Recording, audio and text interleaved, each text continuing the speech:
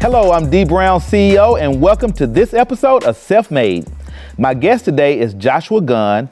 Joshua is the president and CEO of the Peoria Chamber of Commerce. Joshua, welcome to Self-Made. I'm glad to have you. Happy to be here, brother. Thank you, man. You have such an interesting life story, and I want to start at the very beginning. Sure. Growing up in Durham, just talk to me about your childhood and what it was like. Yeah, man. Born and raised in Durham, North Carolina. Great community to grow up in. A city that has a rich history, specifically a rich black history, which I think is embedded in every black child that's born in Durham, right? So you'll hear a lot of that in my story, proud of our heritage. Yeah. My father was also born and raised in Durham. My mother's actually from Germany, right? So sort of this interesting dynamic of German mom, black fathers in the South, you know what I mean? Yeah. Durham in the 90s was kind of a tough place economically. So we had all the challenges that you would think of in terms of a city with some economic challenges, right? So, crime just around the corner, just a lot of significant challenges. But I was fortunate in that my mom and dad were very focused on education. My father struggled with quite a few things. He struggled with addiction. He was a Vietnam vet. So he had some challenges and issues that I think prevented him from being as present as he wanted to be. But he always made sure that when he was there, he instilled a positive message in us and believed in me. And I think he saw a talent in me early on, and is one of the reasons why I was able to push through and make my dreams come true. So, pretty good childhood, man, in spite of, I could tell you some challenging stories. Yeah, I would like to hear some of them. But, for the most part, in spite of, my dad's addiction was probably the biggest challenge for our family, right? And I don't know if you know anyone who's had a drug addicted parent, but it impacts every single person in the household, right? Not only financially, which is the way I think most people think about it. We didn't have a ton of money. My dad was a mailman, full-time mailman, so we ate. Right, and we were clothed and we were taken care of, but his addiction certainly impacted some of those things and made for a tumultuous household. From which music was my escape. Right, I was able to find my voice through hip hop music and also find kind of an escape from the house. I spent a lot of time at the radio station, a lot of time performing or going to performances, just trying to escape what was a lot of noise and scary times at the house. And music was that refuge. And I also think music was the refuge for me to avoid making some other decisions, right? To avoid being on the corner or in the streets where some of the guys I grew up with ended up, right? Music was that safe space. Really kept me out of trouble and kept me grounded. So when did you first develop a love for music? Man, I started making hip hop music at 7 years old, believe it or not. Wow. I have an older brother who was rapping at the time. He's 7 years older than me. So he was already in high school when I started rhyming, and I just wanted to be around him, right? Thinking about what I just told you about all the things that are going on at home. My big brother was my safety blanket, right? I wanted to be close to him and shoot, if I can rhyme with him and his homeboys, maybe they'll bring me along. But it was clear at a really young age that I had a skill and a talent for it, right? It's one of those things in my life that just comes really easy. I watched a Jay-Z interview, for instance, and he was like, I knew it was the right thing for me because I didn't have to work at it. It just happened. Right. And I don't mean that I didn't have to work at building a career. No, I understand. But creating music, it just was second nature for me, even at 7 years old. Right. So what was high school like? High school was all about hip hop for me, man. By that time, I was fully into it. I signed my first contract at 13. So by the time I got to high school, everybody knew me for rhyming.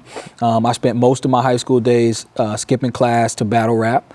And interestingly enough, I had a teacher, though, who was the dramatic arts teacher, the theater teacher at my school, who used to see us skipping class to battle. And she did something that I think was pivotal in my life. I was probably on a path, I don't think I was going to drop out, but I wasn't going to graduate with decent grades. I was just probably going to be very mediocre, right? And she saw me just killing it, battle raps, crushing everybody that came in my way, right? And I was a little awkward, light-skinned kid with a bunch of curly hair on my head at the time. And battle rap just made me feel like a superhero. She pulled me to the side and she said, hey, instead of skipping class, she was like, why don't you guys use your free period, we had a free period in high school, to come to my room, because the principals and everybody would always break up our battles. You come to my room, the drama room, and y'all can just have free reign of the room. And we created this battle rap club in the theater room and really made us want to come to school now. We got this room, everyone prepared their rhymes.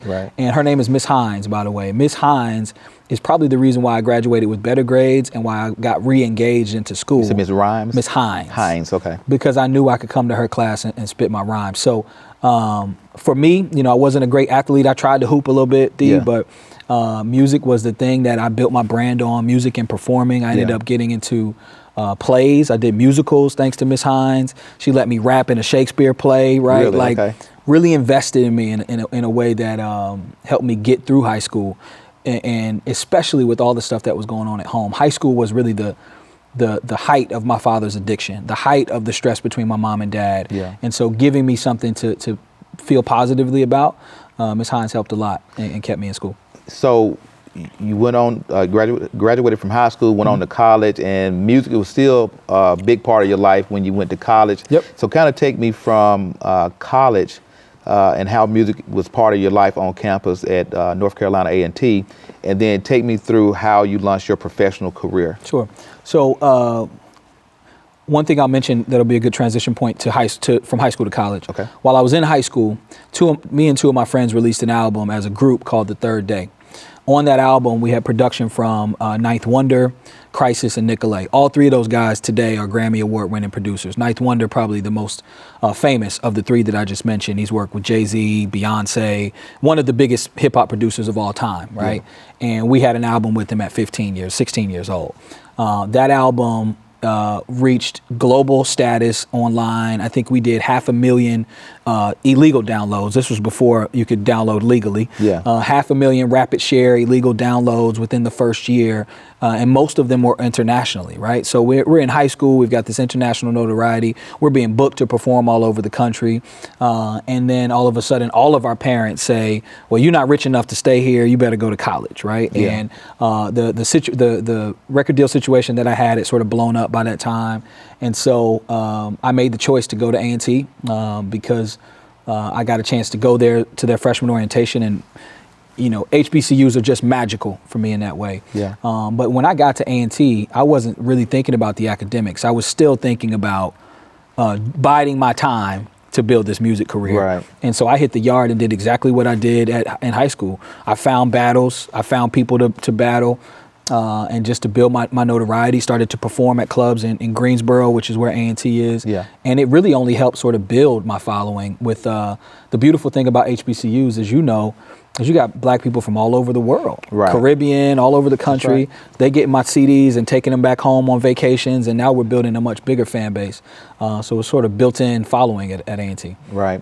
And so you attend A&T, you graduate from the university, and so what's your next career move? Yeah, so once I graduated, I wanted to go full-fledged into hip-hop, right? I worked a million different jobs in the process, though. I want to be transparent about the process, right? So I don't come from any sort of wealth, so it's like eat what you kill, right? You got to go and work. And I've always had the ability to communicate, so I've picked up jobs doing sales or whatever I needed to do to pay the bills until we started to get some traction. So we, being my partner, Rashad, who's my frat brother and really good friend, we started our own company together while we were at A&T. Yeah. 2008 is when I graduated. By 2009, we released a new project, and that project was just picking up steam really, really fast. So by 2010, I'm head down all the way back into hip hop, right? And so we did something called the BET Music Matters Tour. Okay. BET each year selects artists that they think are up and coming and are going to be the next wave. We were picked for that campaign. That gave us the opportunity to really elevate our profile. We were featured in 50 magazines, XXL, The Source, Vibe, and really just built the momentum from there. And quite honestly, Dee, from then on until 2018 or so, I was head down making music, right? Yeah. In between that, though, right, it's interesting because you're performing, you're creating music, but then there's this entire other life, right? Right. And I've always been passionate about community issues. My music is conscious. It talks about, some of it's conscious, some of it's just fun, but most of it talks about issues that are important to me. And one of those issues is economic equity, right? I can visually see this gap between black people, this wealth gap between black people and white Americans, right? And so how can I change that? It's just one way is to just continue to achieve my own personal success, but the other way is to lean into helping make sure that we do the macro level work to make systems more equitable. So I moved into the downtown of my hometown 2013.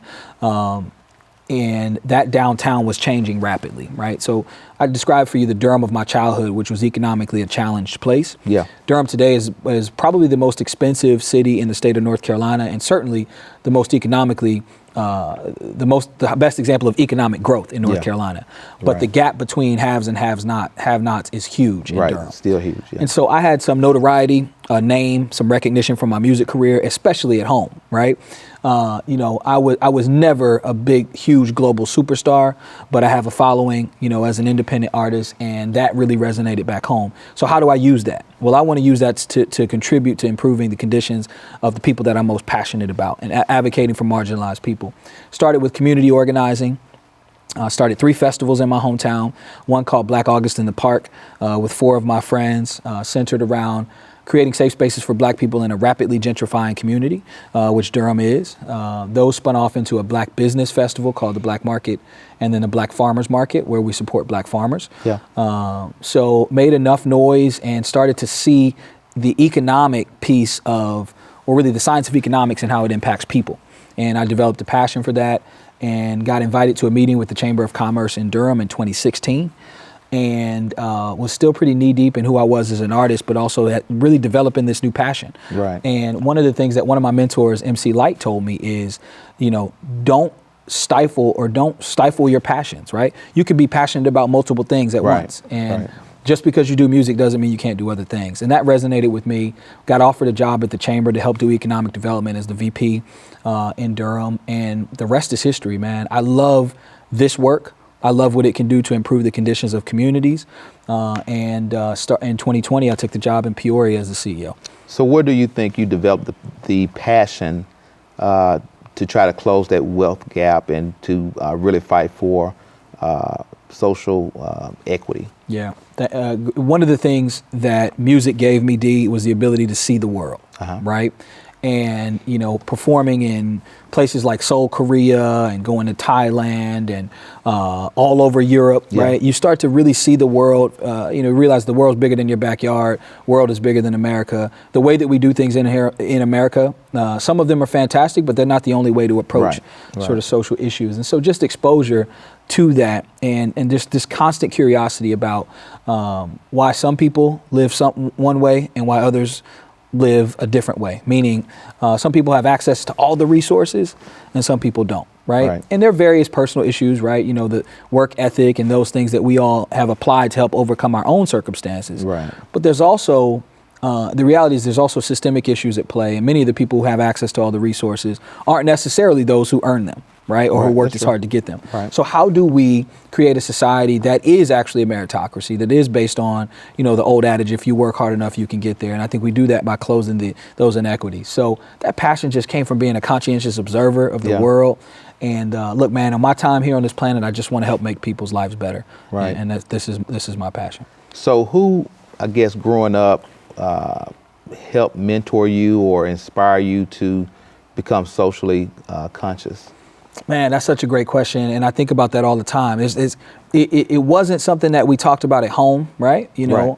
Absolutely not. But one of the things I will say about my dad, even though Pops was either working or dealing with his addiction challenges and often gone, in the garage he had this great book collection. And one of the first books that I snatched out of there was the autobiography of Malcolm X, Alex Haley's book, right? And I think I might have been 14 when I opened that book. He also had a bunch of records, so I would always dig through my dad's old records and read his old books. That book really sparked, I think, who I've become today. And even though my dad never gave it to me, I kind of took it from his collection. I give him a little bit of credit for even having that. And as my dad got older and got clean, we've had several conversations about how that book impacted his life as well. So it was reading, it was hip hop music, folks like Public Enemy. My first manager, D, when I was 13, was Terminator X, who was the DJ for Public Enemy. And so exposure to him and sort of that revolutionary mindset that Public Enemy was known for. All of that, rappers like Common, exposure to those folks helped me really understand consciousness in a different way. So you touched on the wealth gap in the country, and we obviously know that there's a significant wealth gap between communities of color and white communities. What's your position on that, and how do you think we can collectively work towards closing that gap? Yeah, the gap, my perspective first is that the gap is alarming, right? I heard a stat yesterday. This is Boston, Massachusetts. The average median net worth of a white family in Boston, Massachusetts in 2021 is $264,500. The median net wealth of a black family in Boston, Massachusetts in 2021 is $8. Wow. That's a gap. Astonishing. Right? Yeah. Astonishing. Yeah. And that's a pretty significant gap, but I think on a national scale, it's somewhere between the average wealth of a white family is $100,000. The average wealth of a black family is somewhere around $6,000, right? Still astonishing. Still astonishing, yeah. And my perspective on that is it's alarming. It should be a crisis for all people. Right. Right? So being clear, these economic conditions don't just impact black people, right? They impact the entire nation, right? A system that's built on inequities is unsustainable. And I think how we address that is through entrepreneurship, right? Through empowering entrepreneurs of color, specifically black entrepreneurs, and also through advocating for procurement policies that are equitable, advocating for business opportunities. It's not that people don't need. I don't think people need handouts, D. I think people need opportunities, right? And internally in our own communities, encouraging entrepreneurship. I didn't know very many entrepreneurs growing up, right? I was absolutely. Same here. Yeah. I was kind of raised to get a job, work somewhere for 40 years, right, and just call it a day, right? But most of the successful brothers and sisters that I know are entrepreneurs, right? And by successful, I don't mean you can't be successful without being an entrepreneur, but generational wealth level success is built through entrepreneurship. So fostering that strong pipeline of entrepreneurs, empowering black business, and then the advocacy piece is key, right? Yeah. We can build all the great companies we want, but if they can't get opportunities and contracts, then we're not going to close that gap. Oh, I agree. So, and that goes to, access to capital, access to the technical skills and resources necessary. But there's another piece that I talk to my staff about all the time, and that's the work ethic piece. One of the issues that we have, I think, within our communities is that sometimes, we have a lot of young people and old that want to be entrepreneurs. And they go into entrepreneurship, open businesses and that sort of thing, but they don't have the work ethics or the character to stand behind their product. And so that ends up being an attempt, but it's unsustainable. Yeah. Because at the end of the day, generational wealth is going to be built through being able to pass that business down from generation to generation. And if you create it in an unsustainable way, meaning that you don't build any infrastructure, you don't build that reputation, you don't build those systems and processes that allow that business to grow and thrive, then ultimately come to an end. Because when that person that's running it pass away, it's over. It's over. Yeah, you said a couple things there. The work ethic piece I think is important, right? It's challenging, right? Because when we see successful people, right? Like yourself, for instance, right? People see you, they see you doing well, right? They see the things that you've obtained, right? A lot of times people equate success with things. Right. They see the things that you've obtained, they see how well you dress, right? You're a good looking brother, doing your thing. That's all they see. Right. Wherein I think the reality is the beauty of it is in the journey. Right. And we have to fall in love with the journey, which is the work. Right.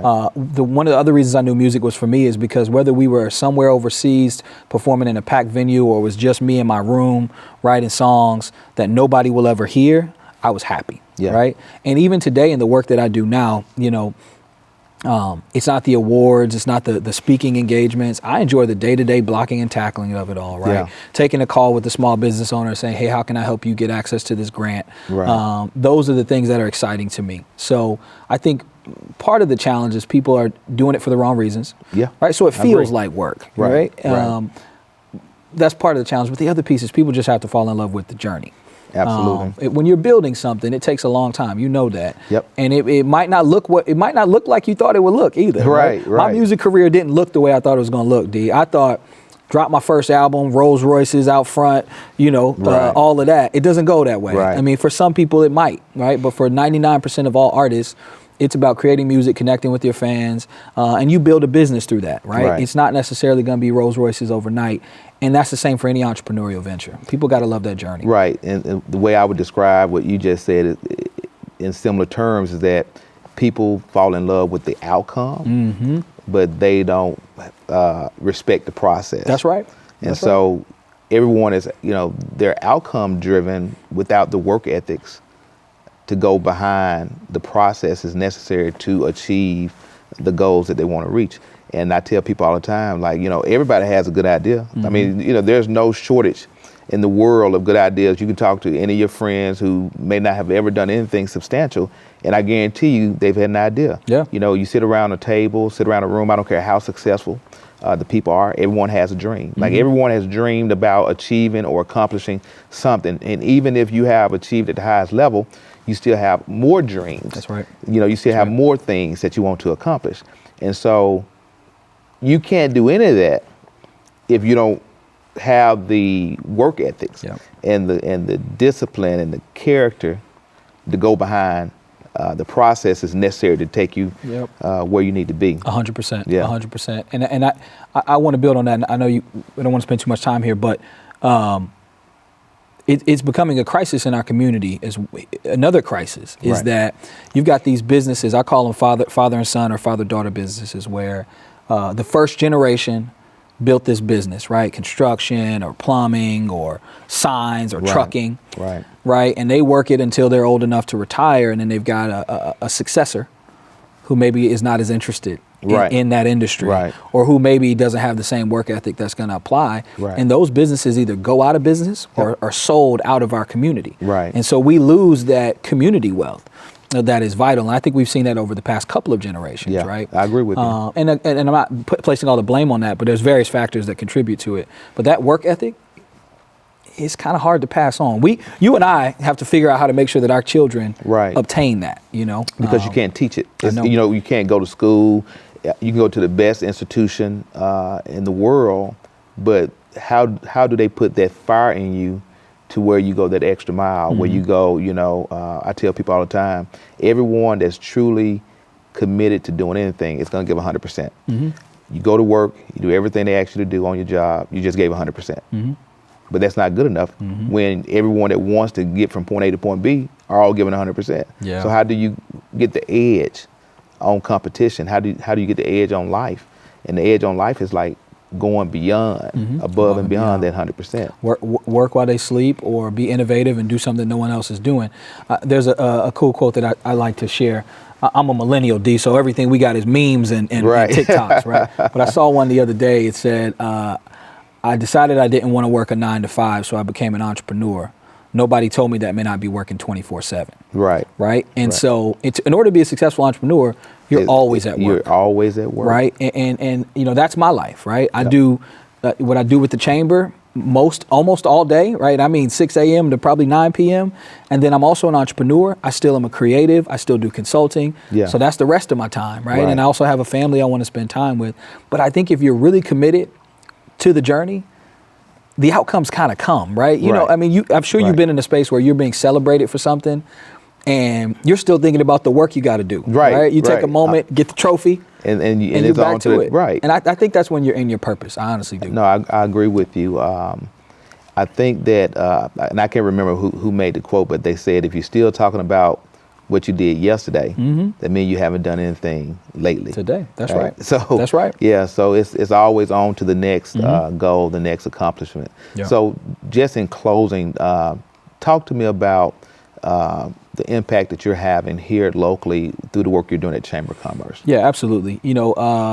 Peoria is a fantastic community that's had a sordid history, right? It's kind of an industrial icon in the United States of America, right? In the beginning, it was the whiskey capital of the country. Most people don't know that. Pre-Prohibition, Peoria was the whiskey capital. Prohibition came, our neighbors to Kentucky ran off and became the whiskey capital, right? But then earth moving came. Caterpillar, Komatsu built this industrial tycoon, which really is the economy that we see today here in Peoria. Caterpillar's moved its headquarters to Deerfield, Illinois, still has a presence here, but it's changing the face of Peoria in that healthcare is now the primary industry here. I think innovation and entrepreneurship have to support that healthcare infrastructure so that we create a real life science economy. But the key sort of mission critical thing that we're doing at the Chamber, in addition to supporting that economic growth and development, in addition to workforce development as well, is attracting talent to come here to Peoria. Right? We are losing population in the city. We need people to see Peoria as a viable place to live, work, and play again, and that's the work of the chamber, right? Getting those people here so they can help build the economy of the future. And like you said, Peoria's done a lot of great things in the past, right? But let's move this thing forward so we have something to celebrate today. And I think there's a lot of good stuff on the horizon. Absolutely. And I wish you all the luck. Thank you, brother. As you blaze new trails and help make Peoria a great place to live, work, and play. And thank you so much for taking time out of your busy schedule to be on my show. Honored, man. And to my viewers, thank you for watching this episode of Self-Made with Dee Brown, CEO. And remember, without you, there's no me.